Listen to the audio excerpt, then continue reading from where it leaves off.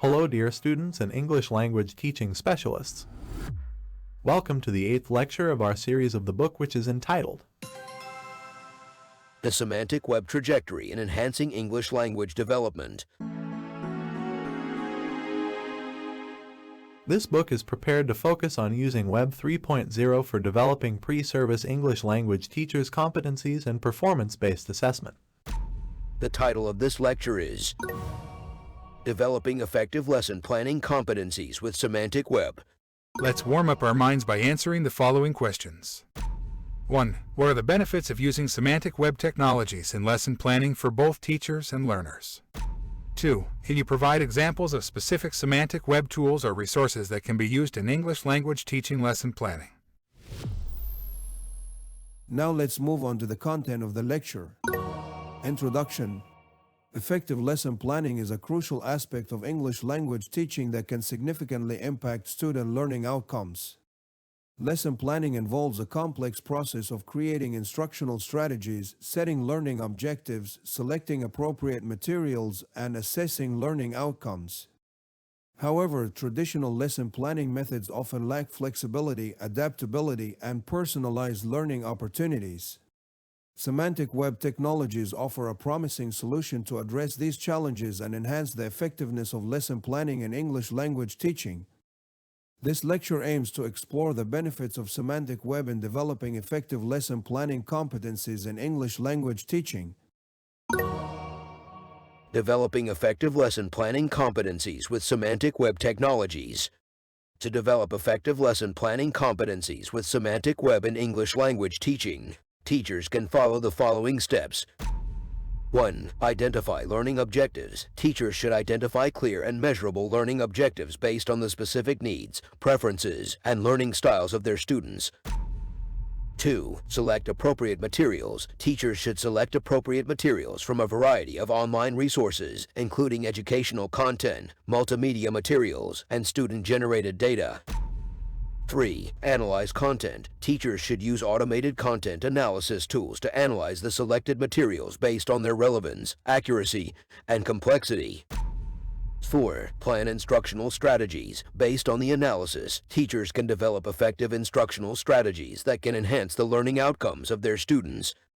5. Assess learning outcomes. Teachers should assess the learning outcomes of their students using various assessment tools, such as online quizzes, exams, and performance tasks.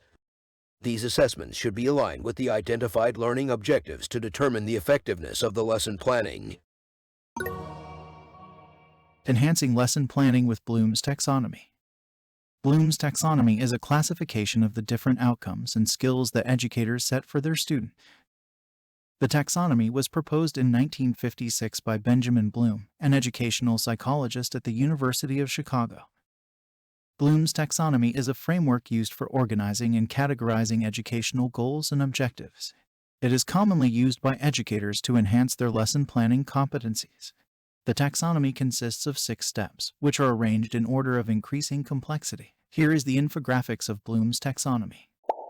Remembering. This step involves recalling previously learned information, such as definitions, dates, or formulas. This step is essential for building a strong foundation of knowledge.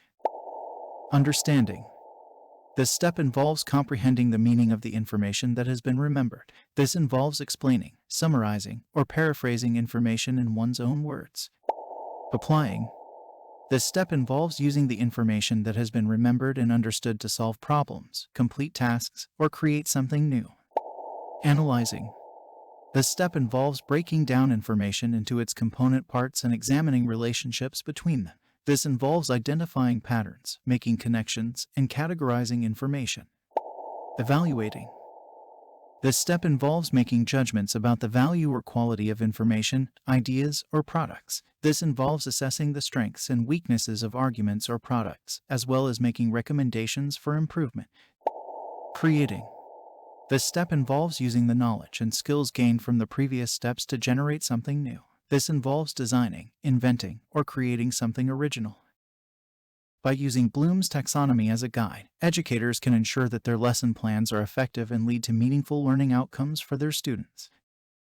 They can also use the taxonomy to assess the progress of their students and adjust their lesson plans accordingly. Now we have reached the assessment. Part 1. True or false questions with justification. 1. Traditional lesson planning methods are flexible and adaptable. 2. Semantic web technologies offer a promising solution to enhance the effectiveness of lesson planning in English language teaching. 3. Semantic web cannot enhance the quality and efficiency of lesson planning. 4. Teachers should identify clear and measurable learning objectives based on the specific needs, preferences, and learning styles of their students. 5. By incorporating Bloom's taxonomy into lesson planning, teachers can create a more engaging and challenging learning experience for their students. Part 2. Multiple choice questions. 6. What is the main purpose of lesson planning in English language teaching? A. To create instructional strategies. B. To select appropriate materials. C. To assess learning outcomes. D. All of the above. 7. What is the role of semantic web technologies in lesson planning? A. To make traditional lesson planning methods more effective. B. To provide access to a vast amount of online resources. C. To analyze student-generated data. D. None of the above. 8. Which step in the lesson planning process involves using automated content analysis tools? A. Identifying learning objectives. B. Selecting appropriate materials. C. Analyzing content. D. Planning instructional strategies. 9. What is the importance of starting with the intended learning outcomes when designing a lesson plan? A. It ensures that the lesson plan is focused and relevant. B. It helps teachers select the appropriate technology tools. C. It makes lesson planning more time efficient. D. None of the above.